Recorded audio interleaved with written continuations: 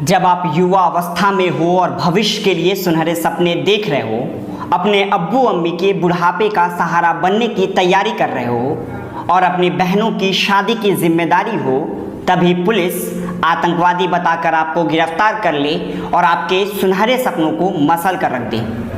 उस जुर्म में गिरफ्तार कर ले जो आपने किया ही नहीं। इस साल तक सलाखों के पीछे रखे और जब आप बाहर आए तो आपको पता चले जिसके बुढ़ापे का सहारा बनना था वो इस दुनिया में रहा ही नहीं, और जिस बहन की शादी की जिम्मेदारी थी उस बहन की बेटी अब शादी के लायक हो गई।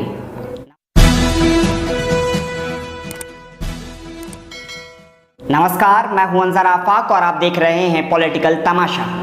आतंकवाद के आरोप में गिरफ्तार लोगों को हर तरह के सामाजिक बहिष्कार का सामना करना पड़ता है।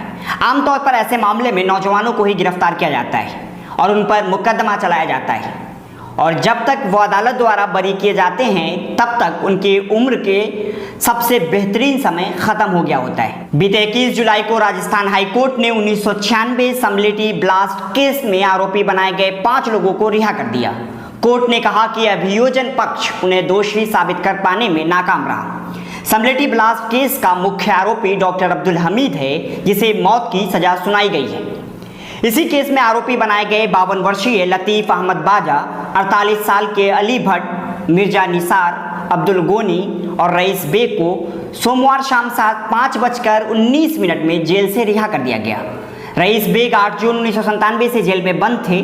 तब से 22 जुलाई 2019 तक इन 5 को न कभी जमानत मिली और न ही कभी पैरोल पर रिहा हुए। ये सभी पिछले 23 सालों से ऐसे गुनाह में जेल में बंद थे जो उन्होंने किया ही नहीं। जब वो बाहर आए तो उनके लिए पूरी दुनिया बदल चुकी थी।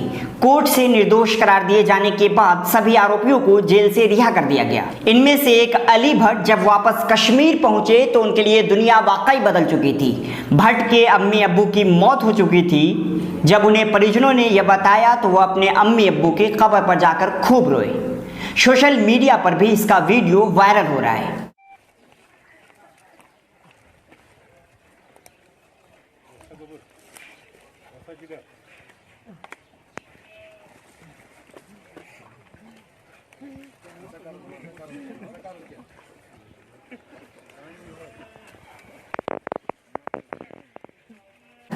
जो भी ये वीडियो देख रहा है वो भावुक होकर बस यही सोच रहा है कि इनके 23 साल कौन लौटा सकता है। इंडियन एक्सप्रेस में छपी रिपोर्ट में गोनी के हवाले से लिखा गया है कि जब हम जेल में थे तब कितने रिश्तेदार गुजर गए हमारे। मेरी अम्मी, मेरे अब्बू, 2 चाचा सब चले गए से।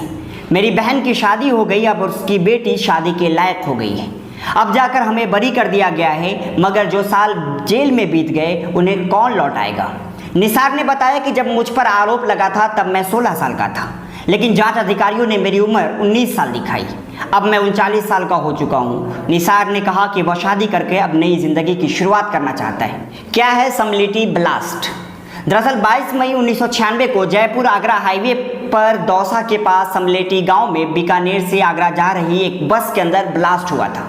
इस ब्लास्ट में 14 लोगों की जान चली गई थी और 37 लोग जख्मी हुए थे।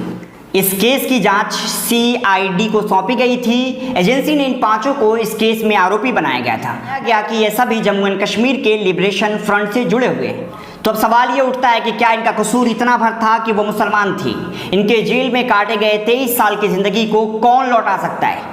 क्या उन अधिकारियों पर कार्रवाई होगी जिन्होंने इन्हें झूठ में फंसाया था? मिलर टाइम्स की वीडियोस देखने के लिए यहाँ क्लिक करके सब्सक्राइब करें और हाँ, बेल आइकन जरूर दबाएं। अगर फेसबुक पर देख रहे हैं तो पेज लाइक करें। ताज़ा तरीन खबरों और मज़ामीन के लिए विजिट करें हमारी वेबसाइट www.millertimes.com। हमारी ये वेबसाइट उर्दू, हिंदी, इंग्लिश तीनों लैंग्वेज में मौजूद है।